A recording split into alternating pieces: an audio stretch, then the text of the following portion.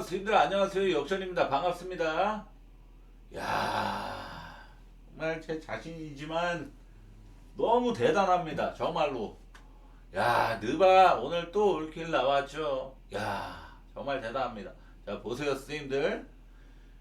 11월 6일, 7일, 8일, 9일, 10일, 11, 12, 13, 14, 15.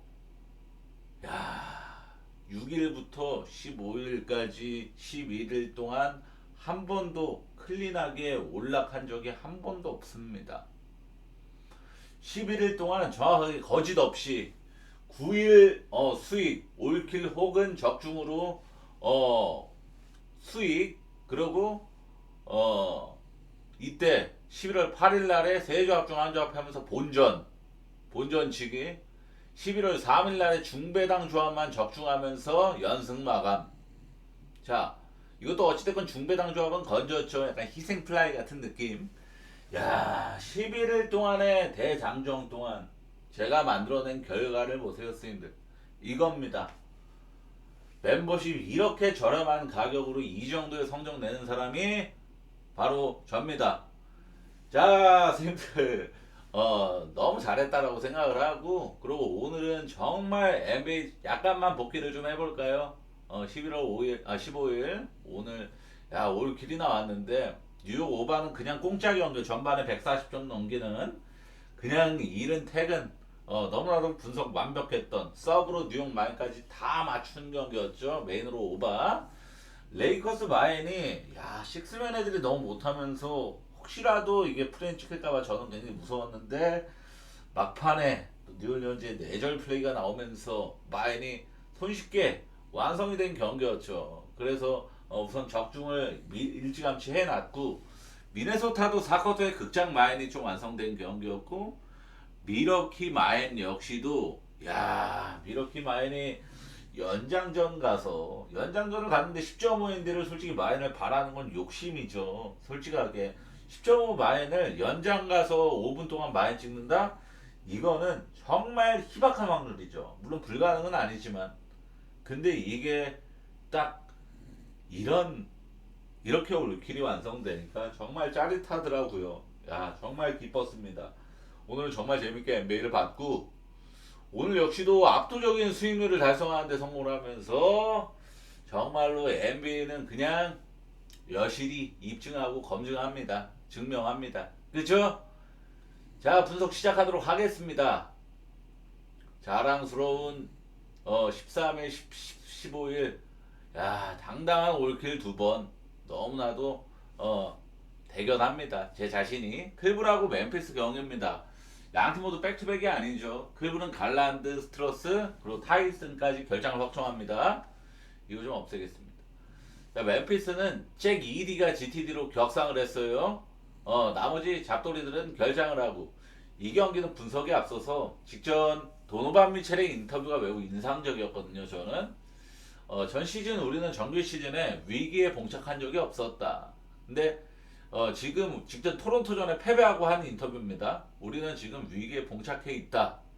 매우 흥미롭다. 이러한 시련이 우리를 더 단단하게 만들 것이다. 이렇게 정말 워크의식이 정말 투철한 그런 인터뷰를 좀 했습니다. 제가 도노반 미첼을 상당히 좋아한단 말이죠. 우선 인성도 굉장히 바로 팬 서비스도 좋고 워크의식도 굉장히 뛰어난 선수인데, 근데 단점도 많아요. 사실 인기가 되게 많이 없고, 인기 투표하면 항상 거의 하위권에 머무는 이 1옵션 선수고, 거기다가 경기력도 주사위가 좀 돌아가죠. 사실 주사위가 좀 돌아갑니다. 미첼이 어찌됐건 지금 두 경기 연속 개인 야투 30%대를 기록하면서 좀 부진하고, 좀 넓게 보면 4경기 연속 압도적인 폭발을 전혀 못하고 있는 그런 상황입니다. 손끝이 약간 차갑다라고 봐야겠고, 우선 직전 경기에서 미첼보다 더 심각했던 건 모블리였거든요. 모블리가 7득점, 야투 20%를 기록했단 말이죠. 기본적으로 이 토론토 전에서는 클블의 이 3점 슛 성공률이 24%를 기록한 날이었습니다. 토론토는 38% 이상을 기록했기 때문에 엄청난 3점 성공률 차이가 있었죠. 클리블랜드는 3점을 굉장히 많이 던지는 팀이에요. NBA 시즌 모든 팀들 순위로 따져서 3점 시도 개수 리그 2등 아니면 3등입니다. 2등, 3등 와리가리 바뀌어가지고 아무튼 2등, 3등 팀이에요. 그 정도로 클리블랜드는 피닉스보다도 3점을 훨씬 더 많이 던지는 팀인데 성공률이 20%대밖에 안 찍혔다. 질 수밖에 없는 경기였죠. 슈감이 너무 나빴습니다. 반면 토론토가 클리블 상대로 굉장히 좋은 야투율 속에 대량 득점을 해냈단 말이죠. 클리블은 지금 4경기 연속 상대의 공격력이 좋은 경기를 하게 만들었습니다. 즉 최근 4경기 연속 수비가 좋지 못했음을 뜻합니다. 실제로 최근 4경기 최다 실점 순위 클리블이 25등. 이건 제가 역으로 얘기한 겁니다. 나쁜 거는 무조건 순위를 낮게 얘기를 해야 되니까. 평균 실점 126실점. 연장 마이애미랑 연장 한 번 갔던 게 포함되어 있긴 합니다만 126실점이면은 너무 높죠. 120 넘어가면 무조건 정말 많은 건데 아무리 연장을 한번 갔더라도 그래서 이 클리블랜드가 지금 최근에 수비 그리고 실점 관리가 잘 안 되고 있다라는 건 분명한 팩트입니다. 멤피스의 최근 행보를 좀 살펴보겠습니다. 멤피스는 최근에 수비가 좋은 팀들만을 좀 많이 위주로 상대를 했어요. 댈러스, 오클라호마, 뉴욕, 보스턴. 보시다시피 댈러스, 오클라호마, 보스턴 탑 7 안에 드는 팀들입니다. 그 정도로 수비가 대놓고 좋은 팀들이고 중위권에 위치한 뉴욕 상대로는 멤피스도 공격력이 충분히 좋은 경기를 했단 말이죠. 자, 뉴욕전에는 멤피스 팀 야수로 51% 기록하면서 120득점을 기록했었습니다. 즉 뉴욕과 지금 클리블랜드도 중위권이에요. 뉴욕과 비슷한 수준. 그러니까 뉴욕과 비슷한 디펜 레이팅을 기록하고 있는 거기다 최근에 실점이 부쩍 많이 허용하고 있는 클리블 상대로도 멤피스 역시도 어느 정도 나쁘지 않은 팀야투와 더불어 득점력을 발휘할 가능성이 높다라고 좀 생각을 했습니다.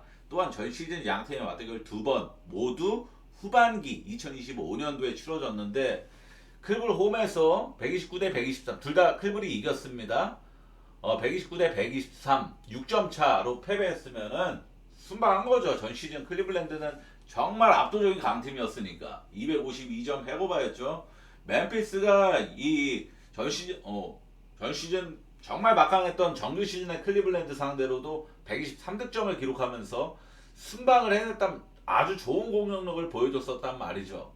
그리고 멤피스가 두 번째 맞대결이었던 멤피스 홈이었을 때도 또다시 250이 넘는 해고바 경기가 나왔었습니다. 이때 멤피스가 또 비록 지긴 했지만 124득점이라는 충분히 좋은 득점력을 과시를 냈고 전 시즌 클리블이 지금보다 더 강할 때에도 멤피스는 클리블 상대로 꽤나 좋은 공격력을 보여주었던 팀이에요. 물론 전 시즌보다 훨씬 약해진 멤피스지만 저는 멤피스가 어찌됐건 클리블보다도 지금 분위기 최악인 팀이라서 멤피스의 반등 보겠다 이런 얘기는 제가 할 수가 없어요. 근데 어찌됐건 간에 얘네가 지금 멤피스가 백투인 여파가 깔려준 경기도 아니고 잠시만요 이거 좀 보겠습니다. 그리고 13일날 경기하고 14, 15 이틀간 휴식을 취하고 하는 경기잖아요. 다음날 백투백이 예정되어 있는 것도 아니고 다음 경기도 또 이틀 동안 휴식하고 지금 일정상으로는 제일 체력적으로 여유가 넘치는 게 멤피스란 말입니다. 그래서 저는 이 점도 굉장히 높게 생각을 해서 멤피스가 의외에 좀 괜찮은 팀야투와 더불어서 괜찮은 득점력으로 올리는 경기를 좀 기대하면서 저는 오바 쪽으로만 접근하겠습니다. 지금 클리블랜드가 아무리 지금 멤피스가 진짜 정말 하자가 분명한 있는 모습을 보여주더라도 클리블 마에는 저는 좀 한번 지켜볼 필요가 있다라고 봤어요. 어찌됐건 도노반 미첼 팀 내 에이스가 직접 인터뷰로 얘기한 겁니다. 우리는 정규 시즌 한 번도 위기가 없었지만 이번에 위기가 봉착해 왔다. 토론토한테 대패당하고 이렇게 인터뷰한 거예요. 그러니까 스스로 지금 우리는 굉장히 저점인 상황이다라는 걸 인정을 하는 거잖아요. 그러니까 이게 핸드게임에 4.5, 5.5가 아니라 10.5를 받았기 때문에 이 경기는 많이 한번 지켜보고 오바 쪽으로만 접근을 해봅시다. 저는 이렇게 생각을 합니다. 인디애나랑 토론토 경기는 인디애나는 여러 명이 결장을 하는데 여기서 니스미스까지 추가 결장을 하게 됩니다. 토론토는 악바지만 GTD고 악바지가 최근에는 계속 결장을 해왔던 선수죠. 토론토가 제가 저번 브루클린 전에 분석할 때 얘기했던 내용이 이번 경기 분석 역시도 좀 중점이 될 것 같습니다. 올 시즌 토론토가 승리한 경기에서 단 한 번도 10점 차 미만의 승리가 없었다. 다 10점 차 이상, 두 자릿수 이상 득점, 점수 차 이상으로만 승리를 해오는 팀이다. 라는 걸 강조를 해서 제가 브루클린 전에 10.5 핸들을 마이너스 승을 봤었죠. 근데 아시겠지만 이 경기를 보신 분들은 분명히 아시겠지만 자 경기 종료까지 10초 남은 상황에서 아웃타임을 할 만한 충분한 시간대였죠. 경기 10초 남고 13점 차로 토론토가 이기고 있는 상황에서 당연히 토론토도 수비를 안 붙고 있는 상황에서 브루클린의 아웃타임 거부 와이드 오픈 3점 슛이 메이드가 돼서 10점 차로 경기가 끝나 0점 프레임 찍혔습니다. 아시겠지만 이거는 사실 정말 특별한 케이스 때문에 0점 프레임이라는 대단히 불운한 결과가 나온 것이고 정상적으로는 많이 찍혔다고 좀 보는 게 맞아요. 분석적인 면으로는. 그래서 지금 어찌됐건 토론토는 승리하는 경기에서 모두 10점 차 이상의 대승만을 해오고 있는 팀이라는 거를 생각해야 됩니다.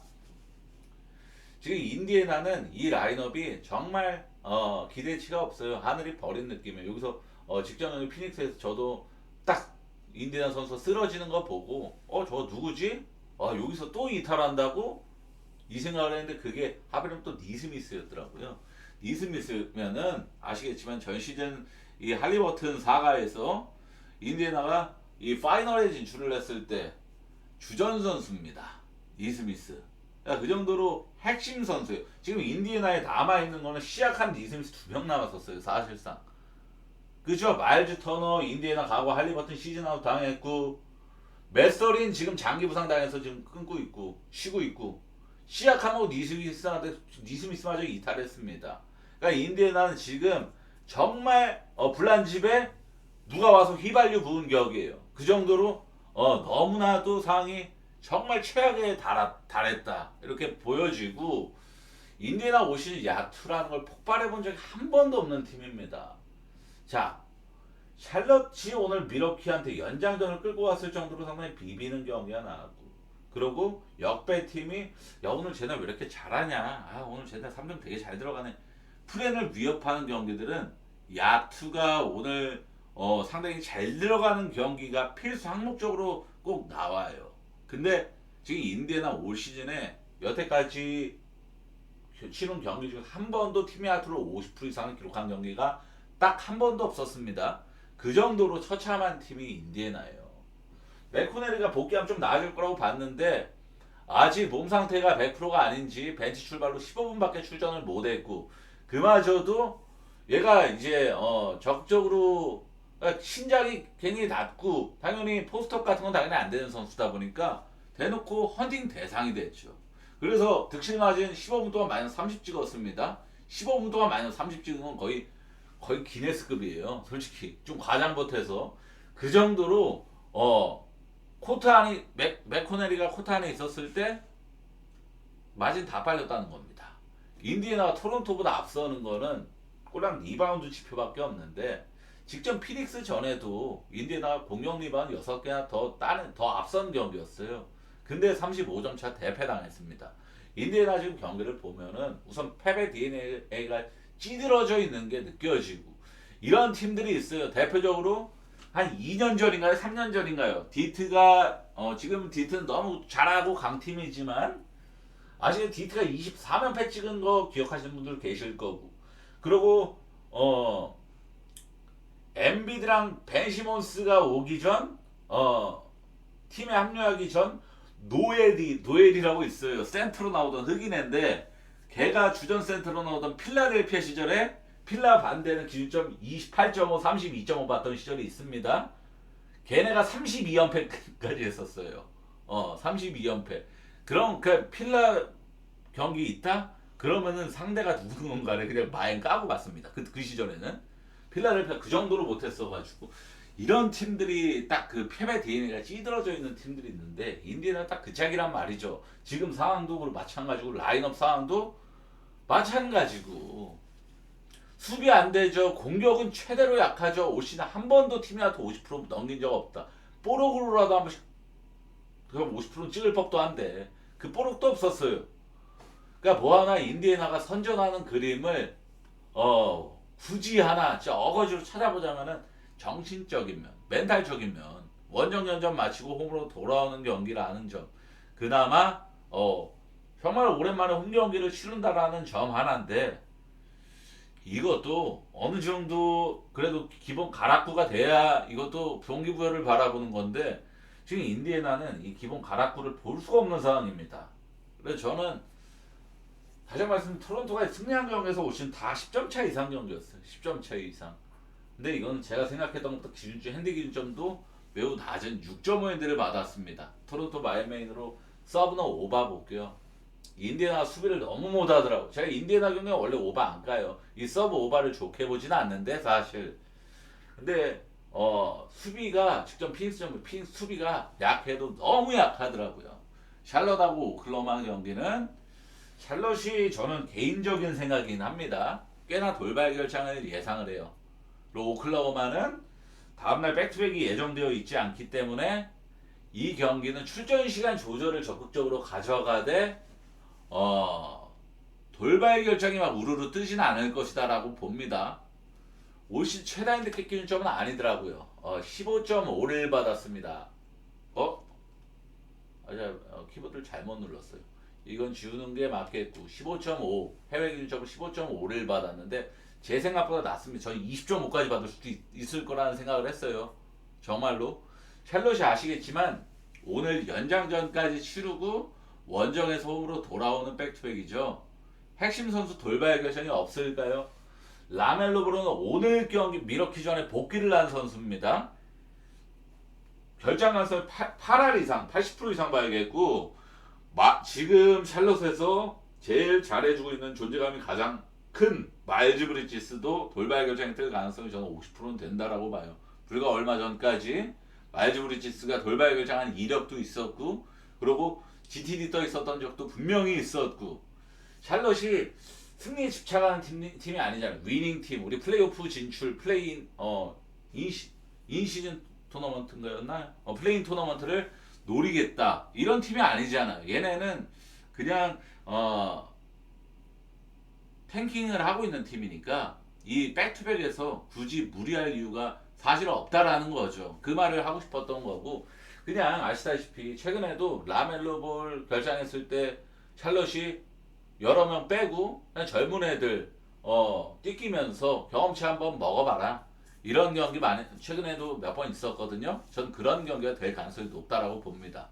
근데 그 경험치 먹는 애들이 샬롯이 의외로 좀 선전하는 모습을 올 시즌에 몇 번 보여줬어요. 근데 그게 오클라호마라는 디펜레이팅 1등 팀 상대로는 착해질 가능성이 높겠죠. 제가 오랜 시간 동안 느바를 본 경험상 이런 경기들 젊은 패기 넘치는 애들이 디펜딩 챔피언을 만나는 경우는 사실 얘네들이 노바꾸로 템포 엄청 끌어올리면서 정말 노바꾸로 상대 앞에 수비가 있든 없든 그냥 냈다 올라가는 경우 상당히 많습니다. 근데 그게 만약에 정말 막 터프샷 이런 것도 정말 잘 들어가는 경기가 나오면은 샬롯이 프렌치킬 가능성도 없진 않아 있어요. 근데 이거를 생각해야 됩니다. 지금 오클라호마 상대로 돈치치, 리브스, 커리, 버틀러라는 정말 NBA에서 정말 몸값 비싼 슈퍼스타들도 지금 최근에 불과 며칠 전 안에 오클라호마 상대로는 다 착해졌어요. 다 얘네들 다 아무것도 못하면서 그냥 가비지로 썰렸습니다. 이 슈퍼스타들도. 근데 경험 없는 패기만 있는 신인들이 오클라호마 상대로 뜬금 야투 폭발하면서 미친 경기력 나온다? 그런 그림이 나오면은 오늘 똥 밟았다, 오늘 재수가 없구나 생각하는 게 맞습니다. 참고로 샬럿이 레이커스와의 홈 경기에서 이때도 대체로 젊은 애들이 많이 코트를 밟은 경기였단 말이죠. 팀 야투 50% 이상 3점 47%라는 정말 절정의 슛감이 나온 날이었으면 10점 차로 졌죠. 그래서 많이 당했죠. 저 정도의 슛감은 오클라호마 상대로는 기록하기 매우 희박할 뿐더러 저렇게 기록하고도 대패를 당할 정도로 부가적인 면, 턴오버 관리, 리바운드 썸, 디플렉션 및 스틸 능력치가 아예 차원이 다릅니다. 이거는 솔직하게 프리시즌 얘기를 안 할 수가 없는 게 프리시즌에서 지금 오클라호마 벤치 애들 있죠. AJ 미첼 뭐 이런 애들, 아이제아 조, 그리고 뭐야 걔 이름을 항상 까먹네. 이런 애들 지금 오클라호마 식스맨들하고 가비지 애들 이런 애들 있죠. 이런 애들 나왔던 프리시즌에서도 오클라호마 벤치 멤버 애들 나오는 시간이 있죠. 마진 압도적이었습니다. 그냥 마진 압도적이었어요. 오클라호마가.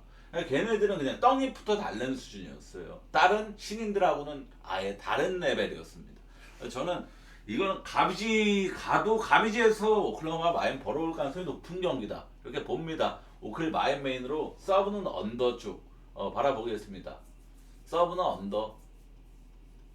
자, 미러키랑 레이커스 경기는 이 경기는 사실 분석적인 내용보다는 어느 정도 부가적인 면을 좀 많이 좀 높게 생각을 한 건데, 우선 결장 이슈는 지금 시간에는 다루는 게 의미가 없다라고 봅니다. 양 팀 모두 돌발 결장 가능성이 확실히 존재한다라고 봐요.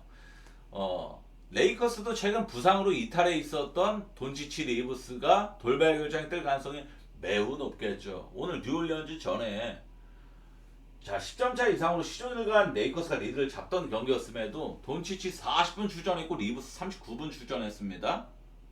자 일반 정규 시즌 경기보다 더 많으면 말하지 적은 수준이 아니었어요. 출전 시간 관리를 아예 JJ 레드께는 아예 안 했습니다. 이거는 다음 이 백투백으로 미러키전을 벌일 수 있다라는 신호탄이에요. 이거 눈치 싸움이란 말이죠. 야 돈치치 리브스 미러키 원정 백투백에서도 출전하겠지라는 생각을 일반적인 사람들은 하겠지만 이 출전 시간 관리를 아예 안 했잖아요. 뒤를 아예 안 내다보는 출전 시간을 기록을 했잖아요. 그러면은 얘네 돌발 결장 가능성은 최소 2명 다 40%씩은 봐야 돼요. 봐야 되는 상황입니다. 오늘 사실 아무리 컵 경기더라도 이렇게까지 출전 시간을 높게 기록할 이유는 없었어. 전 좋았죠. 왜냐면 레이커스 마인을 갔는데 만약에 이렇게 얘네가 출전 시간 안 찍었으면 이거 프렌치 컷을 가능성은 충분히 높습니다. 식스맨들이 워낙 된장이었어가지고. 근데 어찌됐건 얘네 출전 시간 이렇게 기록해주는 바람에 저는 오늘 올킬이라는 쾌거를 달성을 했고, 근데 이번 경기만큼은 돌발 결정 가능성 충분히 높게 생각을 해요. 돈치치 리브스 둘 다.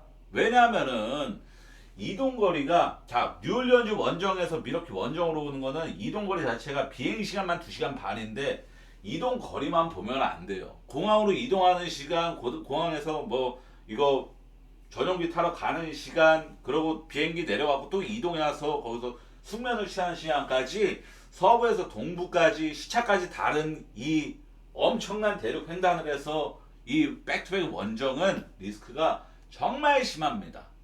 4시간 거의 5시간 정도를 수면 질에 영향을 받을 정도로 정말 큰 백투백이에요. 리스크가 뉴올 원정에서 미러키 원정 가는 거는 그 정도로 백투백 여파가 NBA 백투백 원정 백투백 난이도 중에 최상급 제일 심한 수준의 백투백이라는 겁니다. NBA 현존하는 NBA에서 그 정도로 레이커스가 이 경기에서 돈치치랑 리브스 동반으로 출전해서 또 경기력 미친듯이 잘 나온다 이럴 가능성이 굉장히 희박하단 말이죠.